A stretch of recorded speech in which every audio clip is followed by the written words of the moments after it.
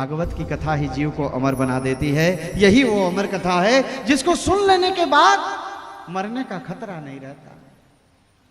पार्वती जी कहते हैं सुनाई है ना, पर्वत के शिखर पर लेकर के पहुंचे हैं मेरे भोले बाबा।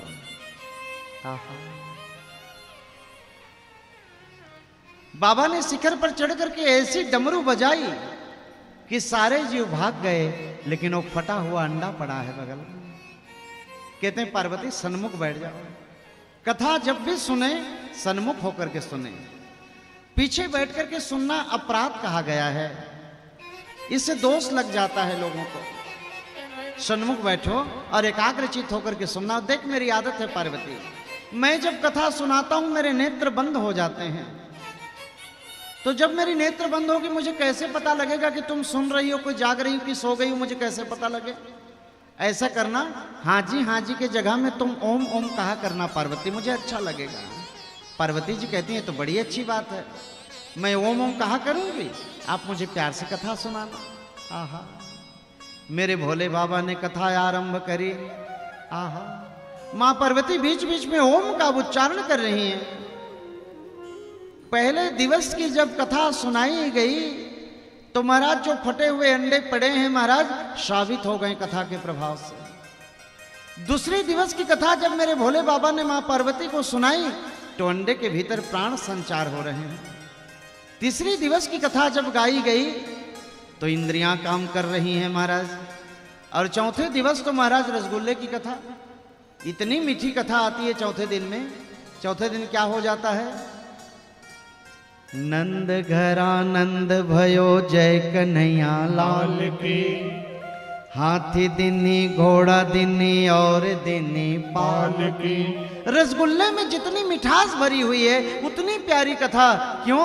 मेरे लाला का आगमन हो जाता है, इसीलिए नंद घर आनंद भयो।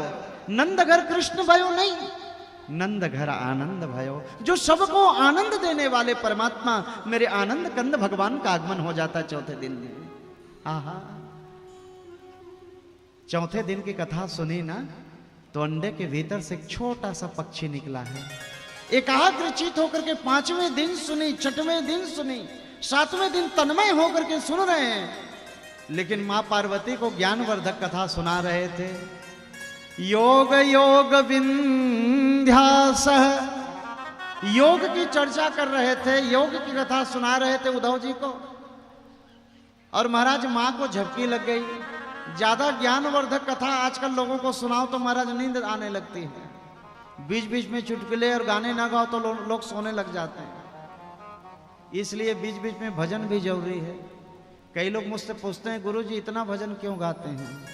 अरे माँ जब अपने बच्चे को गोदी पर बिठा करके औषधि जब खिलाती है ना तो औषधि तो कड़वी रहती है, और ज्यादा बच्चे को औषधि देते ही रहोगे तो महाराज बच्चा खा पाएगा?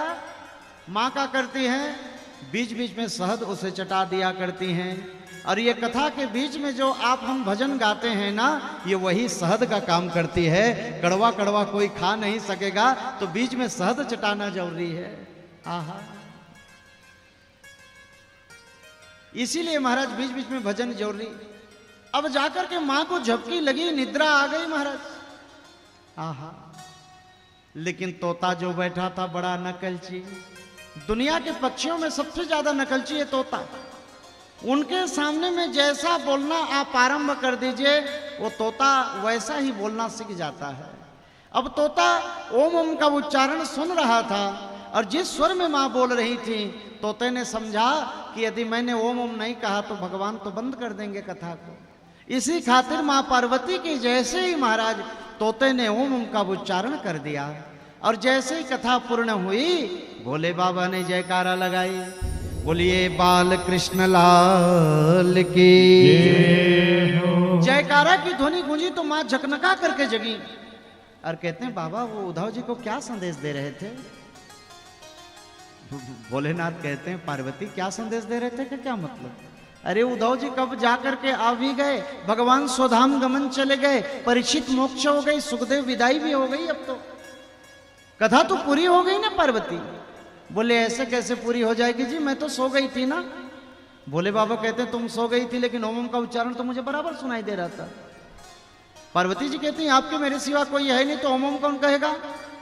भोले बाबा पीछे पलट करके देखे, और पीछे पलट करके देखे तो देखते क्या है, आम के वृक्ष पर वो तोता बैठा है। भोले बाबा सही में भोले बाबा हैं। माँ पार्वती से स्वयं कह रहे हैं जो ये अमर कथा को सुन लेगा अमर हो जाएगा। और वो तोता सुन करके बैठा है, त्रिशूल लेकर के मारने के लिए दौड़ रहे हैं। बताइए वो तोता मरेगा? हाँ हाँ। भोले बाबा त्रिशूल लेकर के भागे हैं पीछे में महाराज। वो तोता मारे भयभीत होकर के कैलाश पर्वत से उड़ता उड़ता जा पहुंचा है बद्रीनाथ धाम पर। भोले बाबा पीछे पीछे दौड़ा रहे हैं। आहा। बद्रीनाथ धाम पर पहुंचे ना तो एक बड़ी सुंदर कुटिया दिखाई दिया तोते को। उस कुटिया का नाम है साम्य प्रस आश्रम। वेदव्यास जी का बड़ा पुनीत आश्रम है, जहां पत्नी के साथ में निवास करती। और वेदव्यास जी की पत्नी का नाम है बीटिका देवी।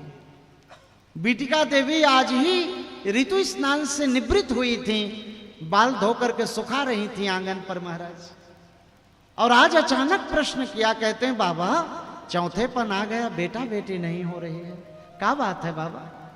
वेदव्यास जी कहते हैं सुनो देवी, बेटा बेटी होना मनुष्य के हाथों में थोड़ी रहता है, ये तो भगवान के हाथों का खेल है।